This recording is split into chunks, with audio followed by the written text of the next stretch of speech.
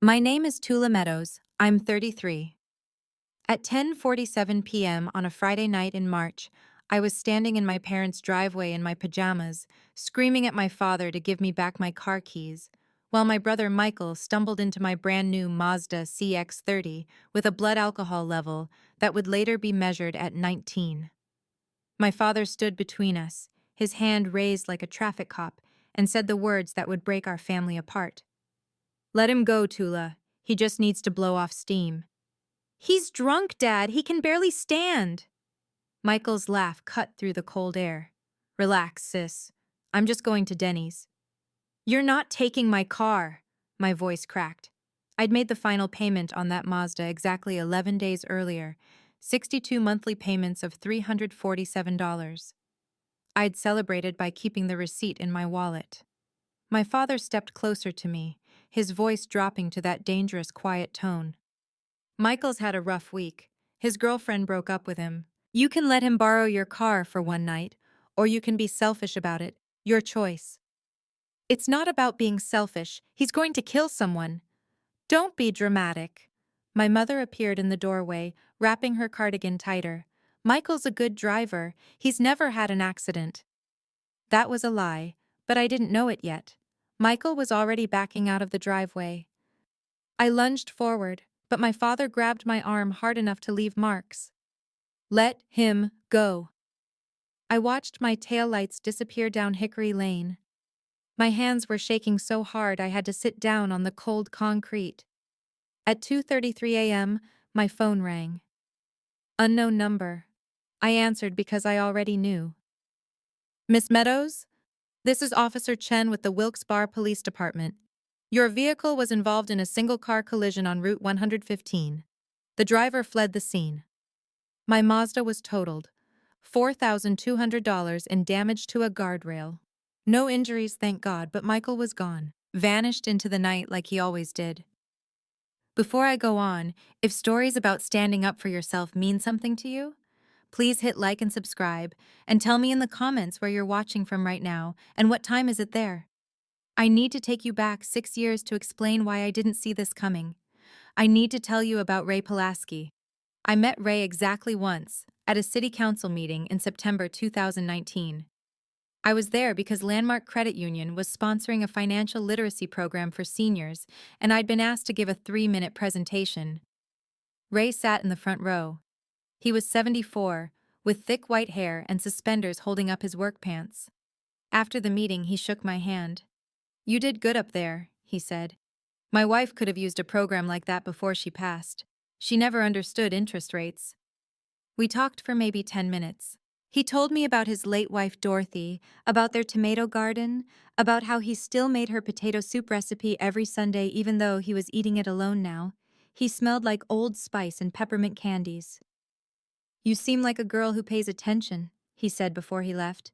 "That's rare. Don't lose that." I didn't know then that Ray Pulaski would save my life. I didn't know he was already collecting evidence.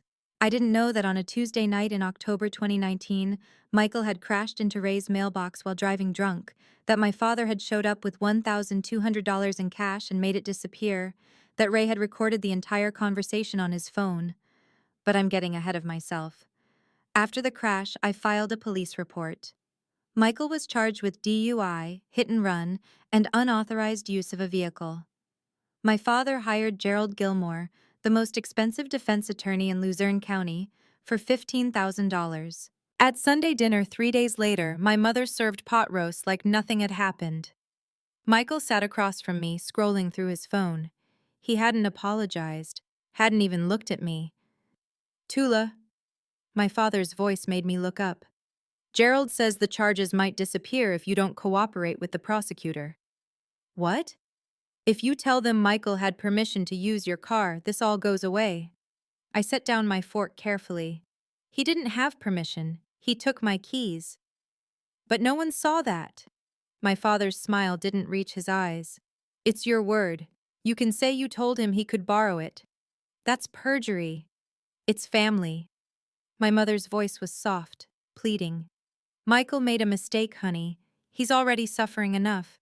Do we really need to involve the courts?" Michael finally looked up from his phone. Come on, Tula. Don't be a bitch about this. Something cold settled in my chest. I'm not lying for you. My father's fist hit the table. The water glasses jumped. He's your brother. This is what family does. We protect each other. He could have killed someone. But he didn't. My mother was crying now. Why do you always have to make everything worse? Why can't you just help him this once? This once? The laugh that came out of me didn't sound like mine. How many times has he driven drunk, Mom? How many times have you covered for him? The silence that followed was thick enough to choke on. My father stood up slowly. If you testify against your brother, you're not welcome in this house anymore. I looked at my mother. She wouldn't meet my eyes. I left the pot roast on my plate and walked out. That was the last Sunday dinner I attended. Michael's case crawled through the system. I gave my statement to the prosecutor, a sharp woman named Ellen Watkins, who wore red lipstick and took notes in perfect shorthand. I told her everything. The stolen keys, my father's hand on my arm, Michael's laugh as he drove away drunk. Has your brother done this before? Ellen asked. I don't know, I admitted.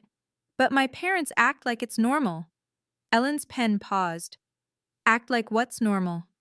Protecting him, making excuses, paying to make problems disappear. Do you have proof of that? I didn't. Not yet. The preliminary hearing was set for June 14th. I took the day off from Landmark Credit Union, where I'd been promoted to assistant manager 3 months earlier. My boss, Caroline Torres, had signed the time-off request without questions, but she squeezed my hand as I left. You're doing the right thing, she said, even when it doesn't feel like it. I wore my navy suit. The courtroom was smaller than I expected. Michael sat at the defense table in a borrowed tie, looking young and sorry. Gerald Gilmore was polished and confident. My parents sat directly behind Michael. They didn't look at me. The prosecutor presented the police report. The officer testified. The photos of my destroyed Mazda were entered as evidence. The guardrail damage, the abandoned vehicle. Then Gerald Gilmore stood up. Miss Meadows, he said, his voice warm and friendly. You love your brother, don't you? Yes. And you wouldn't want to see him go to jail over a misunderstanding? It wasn't a misunderstanding. He stole my car and drove drunk. Stole is a strong word. Did you and Michael perhaps have an agreement that he could borrow your vehicle when needed? No. But you've lent him your car before, haven't you? I hesitated. Once, 2 years ago, during the day, when he was sober. Gerald smiled like I'd just proven his point. So it wouldn't be unusual for Michael to assume he could borrow your car? He didn't assume. He took my keys from my purse while I was asleep. Did you see him take the keys? No, but... So you don't actually know who took the keys? My face burned. Who else would have taken them? Perhaps you forgot where you put them. Perhaps Michael found them and thought you'd left them out for him to use. Perhaps this is all a tragic misunderstanding between siblings. I looked at Michael. He was staring at the table, his jaw tight. It wasn't a misunderstanding, I said quietly. He was drunk. He crashed my car. He ran away. The judge set a trial date for September. Walking out of the courthouse, I passed my mother in the hallway. She was crying, dabbing at her eyes with a tissue. I hope you're happy, she whispered. You're tearing this family apart. I kept walking. The next 3 months were the loneliest of my life. My phone stopped ringing. My cousins unfollowed me on social media. My Aunt Jennifer, who'd been my favorite since childhood, sent me a text. Family forgives, you should learn that. I didn't respond. At work, I threw myself into my duties. Processing loans, training new tellers, staying late to reconcile accounts that didn't need reconciling. Caroline noticed. You're here until 7 every night, she said one evening in July. What's going on? Nothing, just busy. Tula. She sat down across from me. I've managed this branch for 12 years. I know when someone's avoiding home. I told her everything. The whole ugly story spilled out. When I finished, Caroline was quiet for a long moment. My brother was an addict, she finally said. Pills, then heroin. My parents enabled him for years, gave him money, let him live at home, made excuses. He died at 28, overdose in a Walmart parking lot. She met my eyes. The kindest thing I ever did was stop helping him. He called me a traitor. My parents called me heartless. But at least I tried to love him enough to let him face consequences. Your parents aren't loving your brother. They're killing him slowly. I cried in her office for 20 minutes. On August 2nd, something shifted. I was working the teller window when a man in his 50s approached. He was nervous, shifting his weight from foot to foot. I need to speak to someone about Michael Meadows, he said quietly. My heart stopped. I'm Michael's sister. His face changed. Oh, I'm sorry. I should. No, please, what is it? He glanced around the empty lobby. My name is David Pulaski. My father was Ray Pulaski. He passed away last month. The name registered. The man from the city council meeting, the tomato garden, the peppermint candies. I'm so sorry, I said. Thank you. David pulled an envelope from his jacket pocket. I was going through Dad's things. He left this for you. It's marked, Give to Tula Meadows if Michael Meadows is ever charged with DUI. My hands trembled as I took the envelope. It was thick, sealed with packing tape. I don't understand. David's voice dropped even lower. My dad was struck by a drunk driver in October 2019. The driver fled. Dad called the police.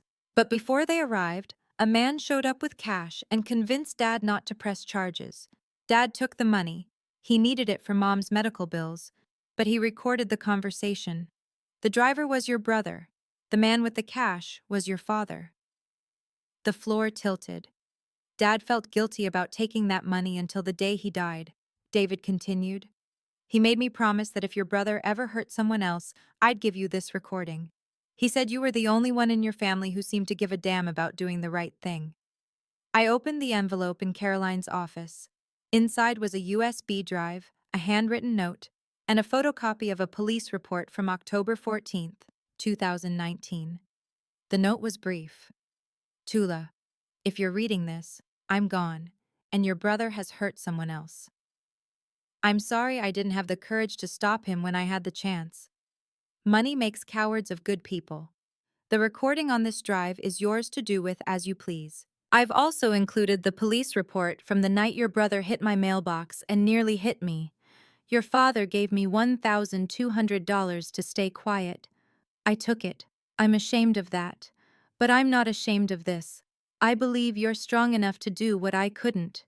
The truth matters, even when it costs everything. Ray. I listened to the recording 4 times. My father's voice was unmistakable. Ray, I'm George Meadows. This is my son Michael. I think we can settle this without involving insurance companies or police reports, don't you? He was driving drunk. He destroyed my mailbox. He could have killed me. I understand you're upset. How about I pay for the damages right now? Cash, plus a little extra for your trouble. I already called the police. I know, but you can tell them it was a misunderstanding when they arrive. Tell them you want to drop it. I'll give you $1,500, right now. A pause. Then Ray's voice, older and tired. $1,200. I won't take more than the damage costs. You're a good man, Ray. This stays between us? I'm not a good man. I'm a broke man. There's a difference. The recording ended. I sat in that office for an hour, staring at the USB drive. Then I called Ellen Watkins. The trial was scheduled for September 22nd. With Ray's recording, Ellen had new ammunition. She filed motions. Gerald Gilmore filed counter motions. My father hired a private investigator to dig into Ray's background, looking for anything to discredit him. They found nothing. Ray Pulaski had been a postal worker for 43 years, a church usher, a youth baseball coach. He'd never been arrested, never been sued, never even had a speeding ticket. On September 20th, 2 days before trial, my father called me. I hadn't heard his voice in 4 months. Tula, we need to talk. I don't think we do. That recording is inadmissible. Gerald says it was obtained illegally. Ray made the recording on his own property during a conversation he was part of. It's legal. Silence. Then, you're really going to do this? You're going to send your own brother to jail? I'm going to tell the truth. Michael's going to jail because of what he did. You've always been jealous of him. My father's voice turned cold. Ever since you were kids, you couldn't stand that he was smarter, more popular, better at everything. This is just revenge. I almost laughed. Michael has crashed 4 cars in 5 years, Dad. How many of those did you pay to cover up? That's none of your... How much money have you spent keeping him out of jail? 20,000? 30? How many people has he hurt that I don't even know about? He's my son.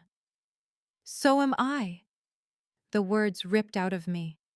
I'm your daughter, and you picked him. You've always picked him. Even when he's wrong, even when he's dangerous, you pick him. My father's breathing was heavy on the line. If you go through with this, I'll cut you out of everything. The will, the trust, the lake house. You'll get nothing. I never wanted anything from you except to be seen. You couldn't even give me that. I hung up. September 22nd arrived with cold rain. The Luzerne County Courthouse was a gray stone building on River Street, imposing and old. I arrived at 8:30 a.m., even though the trial didn't start until 9 o'clock. I wanted to be early. I wanted to be ready. The courtroom filled slowly. Michael sat at the defense table in a charcoal suit that probably cost more than my monthly salary. My parents sat in the front row behind him, my mother clutching a rosary. Gerald Gilmore shuffled papers with the confidence of a man who'd never lost a case he cared about. I sat on the prosecution's side, alone. The judge entered at 9:03. The Honorable Patricia Keene, a woman in her 60s, with steel gray hair and reading glasses on a chain. Ellen Watkins stood. Your Honor, the Commonwealth calls David Pulaski to the stand. David walked to the witness box with his father's envelope in his hands. He was sworn in. Ellen asked him to explain the contents. David's voice was steady. My father, Ray Pulaski, was struck by the defendant on October 14, 2019. The defendant was driving under the influence. Before police arrived, the defendant's father, George Meadows, offered my father cash to drop the complaint. My father accepted, but he recorded the conversation. Gerald Gilmore shot to his feet. Objection! This is hearsay, and... The recording speaks for itself, Your Honor, Ellen said. She held up the USB drive. We'd like to play it for the court. Judge Keene nodded. I'll allow it. The courtroom speakers crackled to life. My father's voice filled the room. Ray, I'm George Meadows. This is my son Michael. I think we can settle this without involving insurance companies or police reports, don't you? I watched my father's face. The color drained from it slowly, like water leaving a sink. My mother's hand flew to her mouth. Michael stared straight ahead, his jaw locked. The recording played in full. 93 seconds of my father bribing Ray Pulaski. 93 seconds of evidence that this wasn't Michael's first offense. That there was a pattern. That my parents had been covering for him for years. When it ended, the silence in the courtroom was absolute. Gerald Gilmore stood slowly. Your Honor, this recording has no bearing on the current charges. Mr. Meadows is not on trial here. No, but his son is. Judge Keene's voice was ice. And this recording establishes a pattern of behavior and parental enabling that goes directly to the defendant's character and likelihood of rehabilitation. It stays in. Ellen called her next witness, Officer Maria Santos, who'd responded to the scene of my crashed Mazda. She testified about the damage, the skid marks, the abandoned vehicle. She testified that Michael's phone had been tracked to a bar 6 miles away, where he'd been found at 4:17 a.m., still legally drunk. Then Ellen called me. I walked to the witness stand on legs that felt like water. The court clerk swore me in. I sat down and finally looked at my family. Michael wouldn't meet my eyes. My mother was crying silently. My father stared at me with something that looked like hatred. Ellen's questions were straightforward. I answered them calmly. Did you give Michael permission to use your car that night? No. Where were your keys? In my purse, in the guest bedroom where I was sleeping. Did you see Michael take them? No. But when I woke up, my keys were gone and Michael was backing out of the driveway in my car. Was Michael intoxicated? Yes. He could barely walk straight. Did you try to stop him? Yes. My father physically restrained me. A murmur went through the courtroom. Judge Keene's gaze shifted to my father. Gerald Gilmore's cross-examination was brutal. Miss Meadows, isn't it true that you've had a contentious relationship with your brother for years? We've had disagreements. Isn't it true that you resented Michael's academic success? No. Isn't it true that you've been estranged from your family since this incident? Yes. And isn't it possible that your testimony today is motivated by anger rather than truth? I looked at Gerald Gilmore, at his expensive tie and his practiced sympathy, at the way he stood between Michael and consequence like my parents always had. I'm not angry, I said quietly. I'm sad. I'm sad that my brother has been drunk driving for years and no one stopped him. I'm sad that Ray Pulaski had to take cash instead of seeing justice because he couldn't afford his wife's medical bills. I'm sad that it took my car being destroyed for anyone to pay attention. But I'm not angry. I'm just tired of lying. The courtroom was silent. Gerald Gilmore had no more questions. The trial lasted 2 more hours. Ellen played traffic camera footage showing Michael's erratic driving before the crash. She presented my insurance claim, the damage estimate, the police photos. Gerald Gilmore argued that Michael was a first-time offender who'd made a mistake. He called character witnesses, Michael's former boss, his college roommate, a priest from our church. They all said Michael was a good person who'd made an error in judgment. No one mentioned Ray's recording except to claim it was irrelevant. At 2:47 p.m., the jury went to deliberate. I sat in the hallway, drinking vending machine coffee that tasted like plastic. Caroline had driven up to sit with me. She didn't say much, just sat there, a solid presence. At 4:15 p.m., the jury came back. Has the jury reached a verdict? We have, Your Honor. We find the defendant guilty on all charges. My mother's sob echoed through the courtroom. Judge Keene scheduled sentencing for November 3rd. Michael was released on bond. As the courtroom emptied, my father walked past me. He stopped, turned. I hope you can live with this, he said. I can, I replied. Can you? He didn't answer. The 6 weeks between verdict and sentencing were strange. I existed in a limbo between my old life and whatever came next. I worked. I came home to my apartment. I adopted a cat from the shelter and named her Dorothy, after Ray's late wife. Ellen Watkins called me twice with updates. Gerald Gilmore was filing appeals, arguing for leniency, gathering letters of support. He's going to get jail time, Ellen said. The recording sealed it. The judge knows this wasn't a one-time thing. How much time? 2 to 4 years, probably. Maybe less with good behavior. It felt like both too much and not enough. On November 3rd, I returned to the Luzerne County Courthouse for sentencing. The courtroom was more crowded this time. Reporters in the back row, Michael's friends in a cluster on the left side. My parents in their usual spot. I sat alone on the right side. Judge Keene asked if anyone wanted to make a statement before sentencing. Ellen Watkins stood. The Commonwealth would like to note that the defendant has shown no remorse. He has not apologized to his sister. He has not taken responsibility for his actions. His family has enabled his dangerous behavior for years, and without intervention, someone will die. Gerald Gilmore stood. Your Honor, Michael Meadows is a young man with his whole life ahead of him. He's made mistakes, but he's not a monster. His family loves him, his friends support him. He deserves a chance to rehabilitate without the harshness of prison. Judge Keene looked at Michael. Mr. Meadows, do you have anything to say? Michael stood. For a moment I thought he might actually apologize, might actually take responsibility. I'm sorry, he said. I made a mistake. I never meant to hurt anyone. My sister overreacted and things got out of hand. I just want to move past this. Judge Keene's expression didn't change. Sit down, Mr. Meadows. She opened the file in front of her. I've reviewed the evidence in this case. The traffic camera footage, the police reports, the recording of your father bribing a witness to cover up your previous drunk driving incident.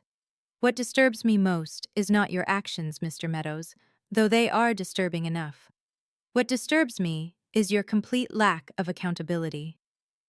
She looked at my parents.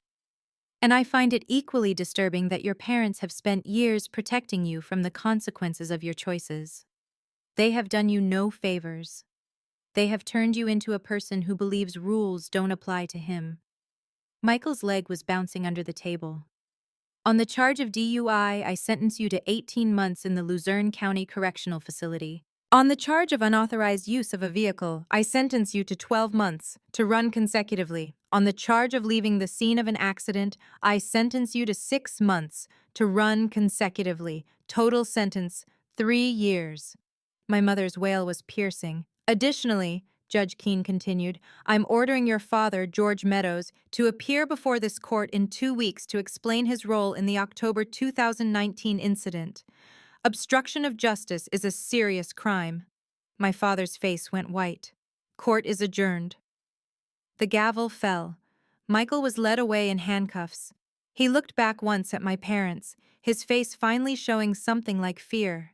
My mother collapsed against my father, sobbing. My father held her, but his eyes were on me. There was no anger in them anymore, just something hollow.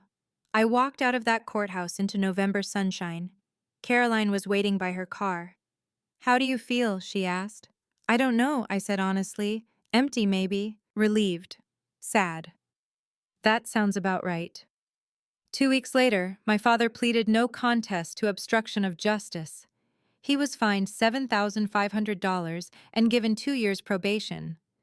He also paid $4,200 in restitution for the guardrail damage and $12,000 to the insurance company for my totaled Mazda. My parents sold their house in December. Too many memories, my mother told a neighbor. Too much shame, more likely. They moved to a condo in Scranton. I didn't help them pack. My father's $78,000 Cadillac Escalade was sold to cover legal fees. In January, I received a letter from Michael. He'd been transferred to a minimum security facility in Frackville. The letter was 2 pages long. Most of it was self-pity. How hard prison was, how unfair the sentence was, how much he missed his old life. But the last paragraph was different. I don't know if you'll ever forgive me. I don't know if I deserve forgiveness. I'm starting to realize that Dad always getting me out of trouble wasn't help. It was just postponing this. Maybe if someone had let me face consequences earlier, I wouldn't be here. I don't know. I'm still angry at you, but I'm starting to understand why you did it. I read it twice. Then I put it in a drawer. I didn't write back. Not then. Maybe someday. In March, I visited Ray Pulaski's grave. It was in a small cemetery on the edge of town, near a stand of oak trees. His headstone was simple granite, engraved with his name and dates and the words, "Beloved husband of Dorothy." I knelt in the damp grass and told him thank you. Told him he'd saved someone's life, probably many lives, by being brave enough to leave that recording. Told him I wished I could have told him to his face.